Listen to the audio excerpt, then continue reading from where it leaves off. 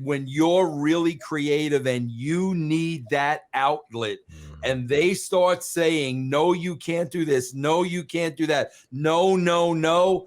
It doesn't matter what that paycheck is, bro. You're going to be miserable. The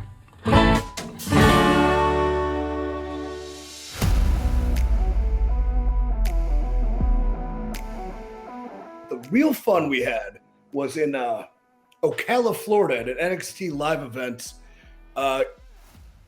Dory Funk Jr. is getting his name on the show because we're doing Ocala, and he's got his whip. And then, you know what, somebody just needs to go put that old man in his place, so they send out EC3. And I'm like on the whim. I'm at high levels. I'm ascending into promo masterdom. I'm winging it. I'm shooting from the hip. I'm tearing apart, Dory Funk. And then now comes Aleister Black. And my whole purpose is to try to make him break character. So for 5 to 7 minutes, I am just ranting and raving till whatever our cue was. And then, wada boom, kicks me in the head. But I wish I could watch that promo back, because it might have been one of my favorite ones I've ever done in front of 150 people in Ocala, Florida. And I think Malakai Black can attest for that. But hell of a talent, artist, definitely a unique individual. So anybody that goes outside the realm of what is normal and complacent, I truly love and respect. Bro, does he keep to himself? He seems like the kind of guy that kind of keeps to himself, very reserved. Is that who he is? Yeah, he's like that too, but then he also loves interesting discussions too. So he's kind of, introverted in some aspects, but then extroverted when he wants to be. So I guess he's like me in that kind of Sigma male sort of aspect. So sometimes I like to rant and rave, like when I'm with my two best friends here. And sometimes I'm like, don't talk to me. I want to be alone. But Make sure an either ambivert or an omnivert. He's a herbivore and an omnivore. Or that too. Definitely Sigma male. That's a good way to describe it too. So and he's himself, and he's unique, and I hope everything goes well for him, because I know he had some sort of kind of things going on, so I don't really know attest to him. I did see them, and I texted him about him to make sure he's hanging and banging, rocking and rolling. Said all is good, all is well. And I think too, when you're such an artist, and the art, I know this from experience, the art isn't exactly being portrayed the way you want, and you take it very personal. And it's almost, that is guys like us, that is our therapy, as opposed to, other vices or even actual professional therapy. Like creating stuff is what keeps us going, creative. And if that's not going the right way, sometimes it's hard to adjust to. Yeah, I'm glad you said that, because that was the question I was going to ask you. Working with him in WWE, could you see a shift in his demeanor, the latter parts of his time in WWE? Because he came from just this really mysterious rock star type of really dark character, coming up from a lever, basically being risen up, and having that stepping down, having just a kind of a macabre feel to him in a bit, and he goes from that and just the element of mystique then to just some tag team wrestler with Ricochet.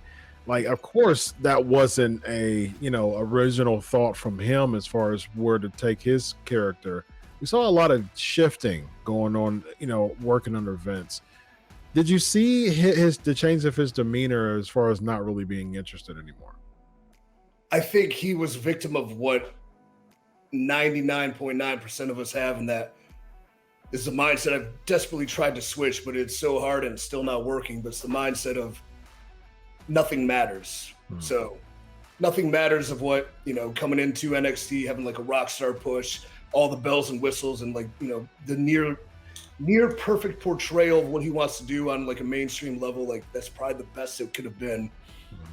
And him, being very much a part of it too, getting in the rat race, the grind of the horrid place we call the main roster. So I think as those things were taken away and he just become another guy, it's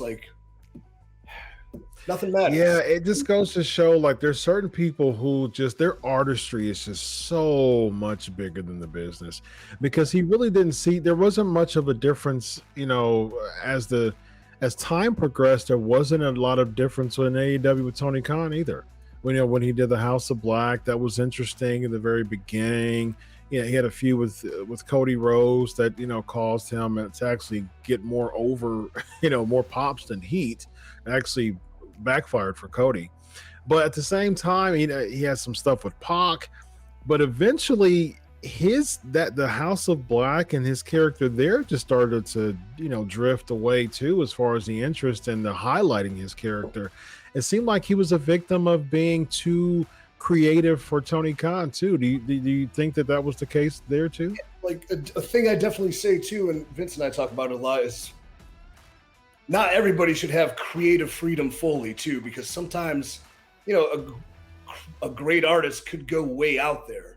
And sometimes it is good to have something that you can bounce off of and it can be brought back down. Like, don't be afraid, I'll tell people, to go out there as much as you possibly can. And in fact, you should, but sometimes you have to accept the fact you're going to be pulled back. If you want to collect the guaranteed weekly check that's very, very high, like those are the games you're going to have to play. And some people can kind of stomach it and some could, let it really eat them emotionally. And if other things aren't right in life or in head, or you have other issues where the therapy that you have, what you love to do, isn't exactly the way you do it, it is a lot harder if you like to add to that, because sometimes this is the escape.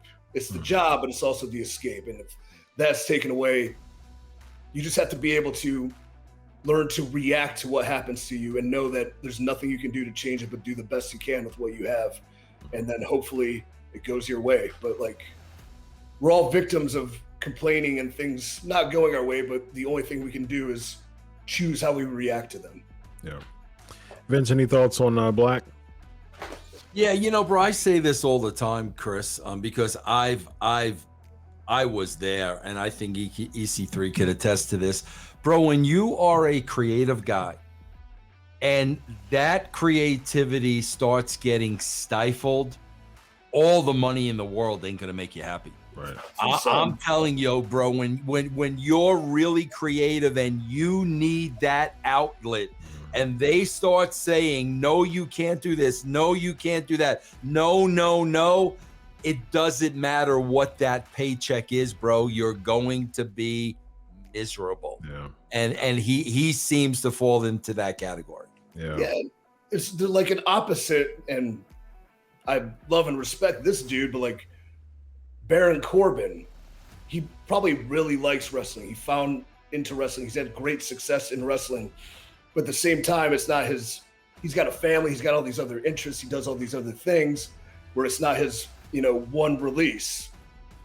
And without like having that deep affection and love for creating an art, he's able to be like, I'm in a great spot no matter what, win or lose, I don't care. They gave me something dumb, I'm gonna have fun with it. I don't care, because I really like the money too. So, it's just kind of an opposite perspective. So some guys can handle it, but others, can't. Indeed. Well, two people who are creative who can't handle it are two other people on my screen named EC3, aka Digger, and Vince Russo, aka Oxygen, because when he shows those biceps, he takes the oxygen here and he brings it. He says, Do you know how hard it is to learn to pose? Because let's be honest, I have like the best physique in wrestling, but I don't know how to pose. And I even did a bodybuilding show. Yeah, you should. Maybe we'll do that on our next show. Yeah, pose down. Yeah. Or post training, at least. Intricacies and mind muscle connection that I, never figured out. It's very, very difficult to be a proper poser unless you're just, you're 6'8", balding with long blonde hair. You got the greatest theme song of all time. You're covered in baby oil. You had 15 beers before that. You're dehydrated. You're looking good. It doesn't matter what you do. You can do a chainsaw, bring it over. Yeah, well, that's what I was going to say. Maybe you need to start posing with a shovel. There you go. Make you feel a little bit more comfortable. Do you know if you go to freeec3.com, you go to the shop, you go to the merch section, if you look for weapon of reinvention, do you know what it is? Shovel. It's a shovel. Yes, it's a Very shovel. Nice. But here's the thing, Digger. It's $100.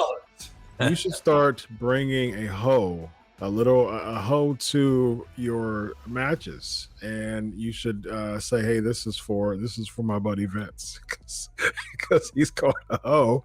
I like to dig, and so I'm gonna bring a hoe with me." Yeah, I'm a hoe. I did, and I always liked the weapon of reinvention, because I was destroying my past from the narrative with it. But like, yeah, man, maybe I can make the shovel like the sledgehammer, Yeah. No, you shouldn't bring a shovel though. You should bring a hoe. Yeah, be a hoe. I'm always packing a shovel. Yeah, very nice. Yeah. Or how about that? How about you do it, Vince? How about you bring a hoe? I'll bring a hoe. Yeah, I'm a hoe. Are you burying anything? Yeah. Here you go. You see this? That's a hoe right there. That's a hoe. Yeah. So how about you just bring you like to dig, EC3. This is the garden hoe. You see that? The garden hoe. All right. So bring it with you. Weapon of reinvention. And now this is and you should call the hoe Vince. What happened with DX? On TV? I don't see it. Yeah. Oh, just a. Oh yeah, it was. So Vince was right. Vince was. It was a segment. Yeah. It was. Nobody won the bet, huh? Yeah, he won the bet. All right.